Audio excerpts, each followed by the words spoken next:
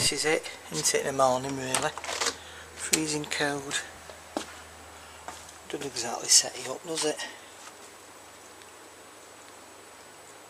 It's been hovering around freezing, but it isn't quite freezing at the moment. Well, it's been a chilly few days motorcycling back and forth to work. Been washing this off every day, getting the salt off it. My electric gloves packed in, you can see that in another part of the video. So I was just thinking about things that we, that people use, that we all have our own individual little bits and pieces that we use, don't we? Mine, under the bike I have one of these. Little torch, just in case. I haven't switched it on, don't know if it works in fact. Looks like it needs a new battery. Probably. That's interesting.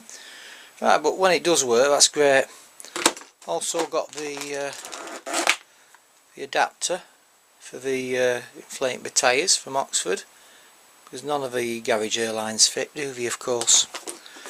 And the side stand hook there, which I use.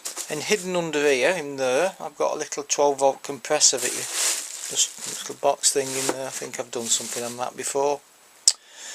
And got the oxidizer on there.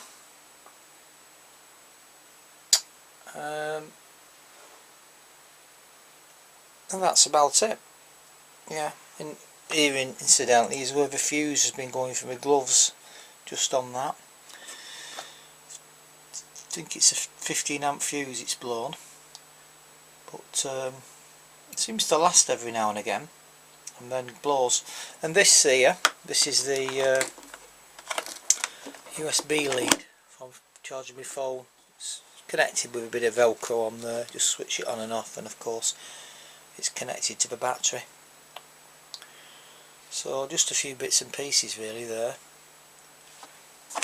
Kawasaki toolkit underneath. Not a particularly good toolkit, but just about do stuff. A few cable ties, a bit of insulating tape, and that's it.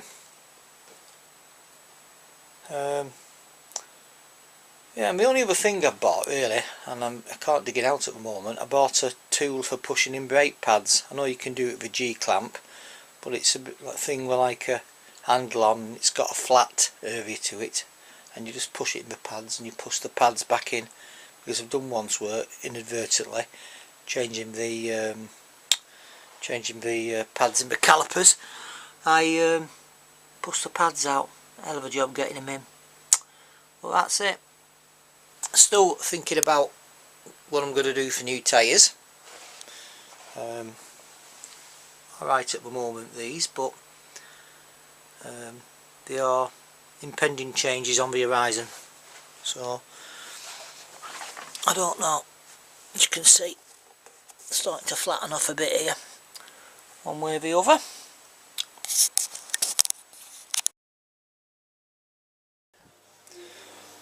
Bit of a glitch with the electric gloves, as you can see. That's the harness there, and that's the switch.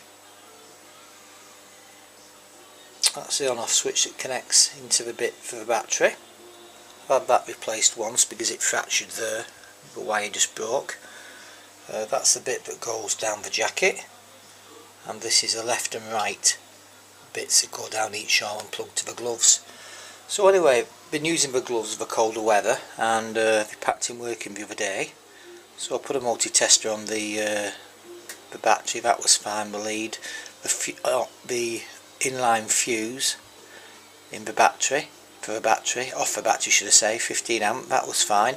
But when I started to trace the wiring, I noticed this. As you can see, it's shorted. Not only, well, it's shorted and caught fire. So very strange. I'm not quite sure what's gone on there with it. But the curious thing is it hasn't blown the fuse, which is very, very odd. So whether the copper wiring's broken down on it, it obviously is stuck out there, but I was a bit alarmed to find out that they have an undershirt that I wear under the jacket, and where the wiring actually comes in off the switch under my jacket, it had burnt an hole in there, and I can't really understand why the fuse hasn't blown. So I've emailed the manufacturers of the gloves, explained the situation. I'm just waiting to see what they come back with at the moment, and I'll keep you posted. Right, last but not least, I bought one of these from China. I think it was about 20 quid off eBay actually.